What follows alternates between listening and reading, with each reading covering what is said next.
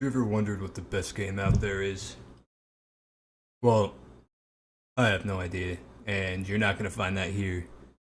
But I'm a big believer that actions they reveal the most about a person.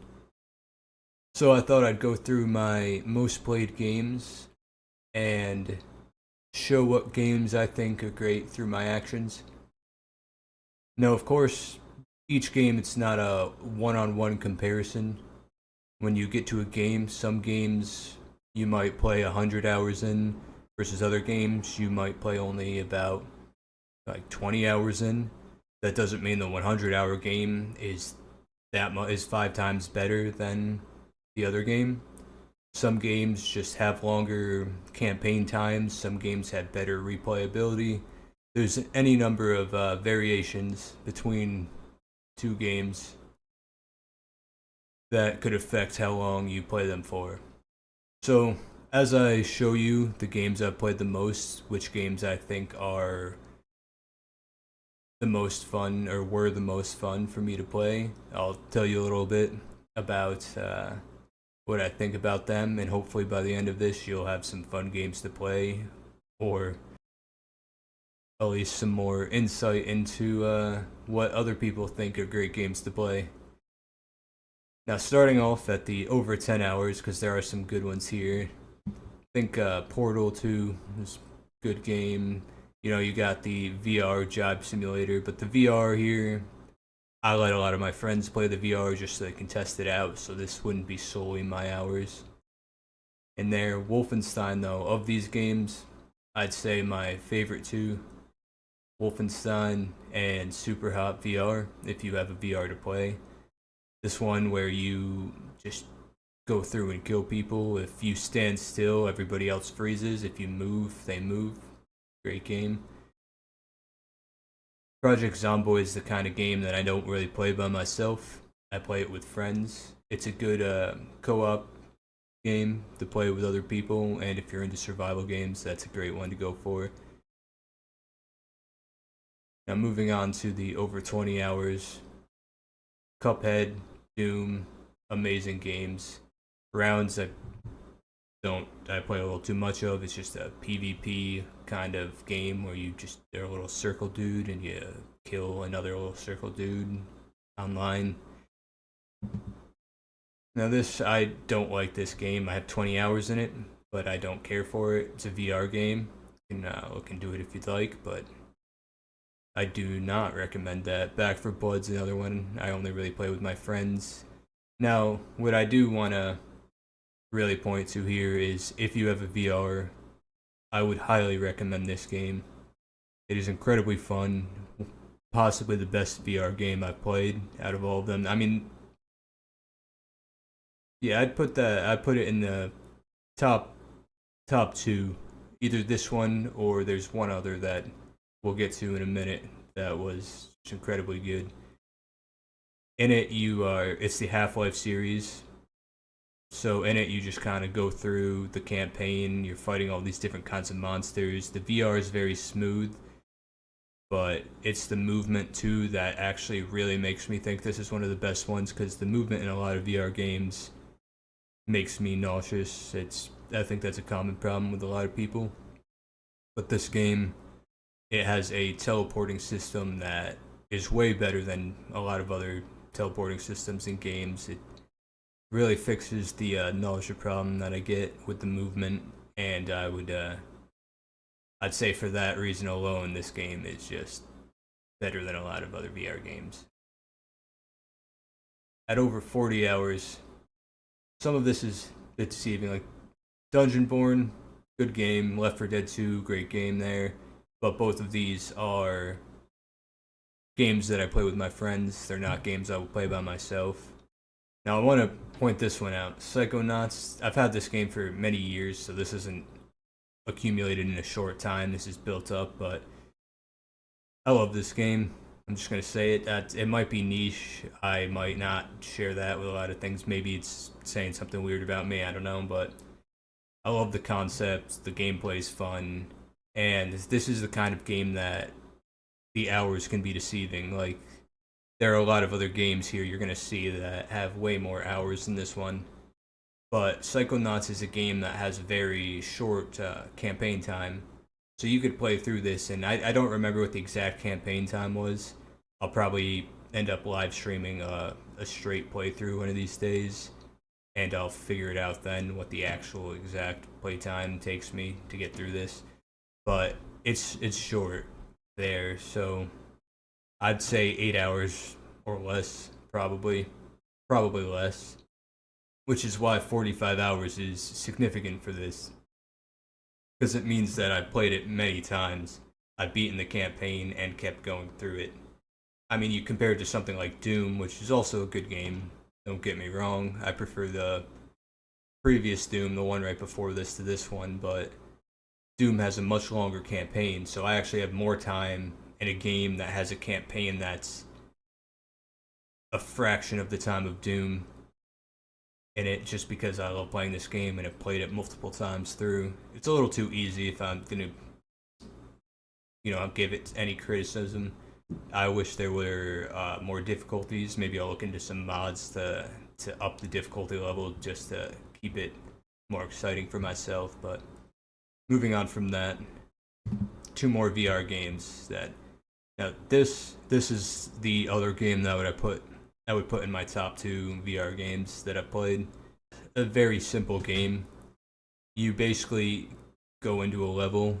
You're standing on you have a very limited area that you can move into, just a little box that you're stuck in through the whole thing, and just waves and waves of enemies come at you, and you're just standing there, and you just have to shoot them all down or chainsaw them all down. It's a incredibly simple game, but it is so much fun that I honestly Half-Life is my one of my favorite like single player games I play personally. You can play this as a multiplayer one as well. And from when I've showed my friends my VR games, this has been the one that my friends have loved the most. And you can't really give them a campaign game like Half-Life to play into too much there. It's not a good game to show people because it's a little slower in some ways. And you have to learn the dynamics a little more than you do in this game where you just kind of go in there and shoot for the most part. But regardless, I'd highly recommend this one too.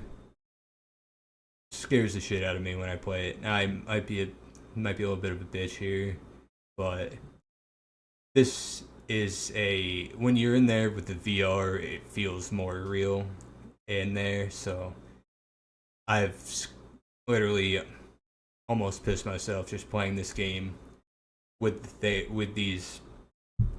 If you've ever played a Five Nights game, you know what it's like with this. Just imagine if you were actually inside of the game. And that's kind of what this is like.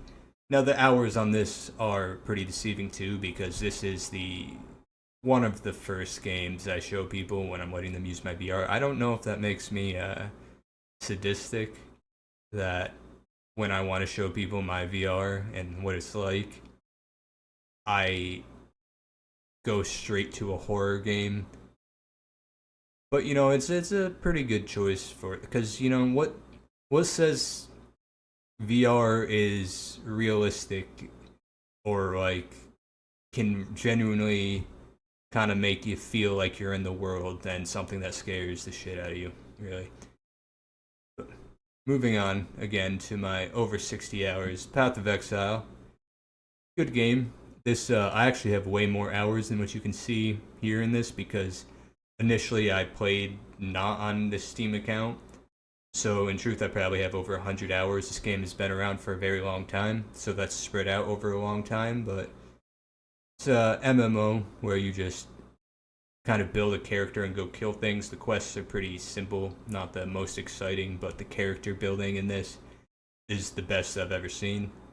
And there's Path of Exile 2 coming out, so I'm gonna be getting that in the near future. I believe that the early access comes out in about 2 weeks, give or take. Battle for Westnoth, I actually have a lot more hours than this for the same reason. It's a turn-based strategy game. I made a very short free game of the week, because this is a free game, as is Path of Exile, free game of the week episode, video, whatever you want to call it, that you can look at if you want to hear me talk about it. It's like 30 seconds of me talking about it, a very short video. I also have a live stream if you want to see more of that. But it's a fun game. I do like this game a lot. It's a good strategy game. A lot of single player campaign time that you can spend time going through, or you could play with your friends and stuff. Pretty cool. Fallout 4, it's fun. Not the best Fallout, but decent campaign time. I think most of this might have been just the one campaign I played through. So this is one of the ones that it's more about the campaign time that my hours are going into than it is the actual game itself. But I wouldn't have put 86 hours going through a campaign if I didn't enjoy the game. So, and Elden Ring, of course, great game. I'm still in the process. I haven't even had this game for very long. This is a relatively new game for me. I got it a few weeks ago or month ago. I don't remember exactly when I got it, but I've already put in a lot of hours into it in that short time and plan on putting a lot more into it. So this game, you could expect these hours to go up a lot over the next however many months. And this is another deceiving thing because 69.2 hours is a fair amount of hours, but this is the Master Chief Collection, so this is actually 5 games and not just the one, but it's Halo. Yeah, if you're watching this and you've played video games before, you know what Halo is, so you probably already have your opinions on that. And then at the very top of my list, now this is my brother. My brother, I put in a little bit of game time into this, but my brother, he really likes this game, but also I think it's the only game or one of the only games that can run on the laptop he uses, so that plays into it a bit too, but it is a fun game. I've enjoyed this game quite a bit when I played it, and as you can see, my brother has as well with the hours he's put into it. Some of this is mine, but a lot of it is my brother there. And then, of course, getting to the yeah, I put in almost 900 hours into Baldur's Gate. I beat the campaign 4 times, maybe 4 or 5 times, and have played a bunch of varying unfinished campaigns just to try out different character builds and stuff.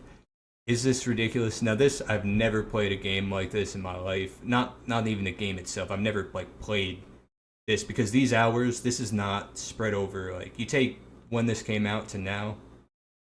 This is not spread out over this time. This is 900 hours in about 4 months of when I got the game. I haven't played this game in I don't know how long, but in the about 4-month period that I was really getting into it, I put in the 900 hours that you can see here, and that's not counting how much time I spent looking stuff up. And I have problems, I'll fully admit it. There's only one game I've ever played that I've beaten the hours on this, and not even in the same time span, a much longer period of time, but Elder Scrolls Oblivion, not Skyrim. Skyrim is trash.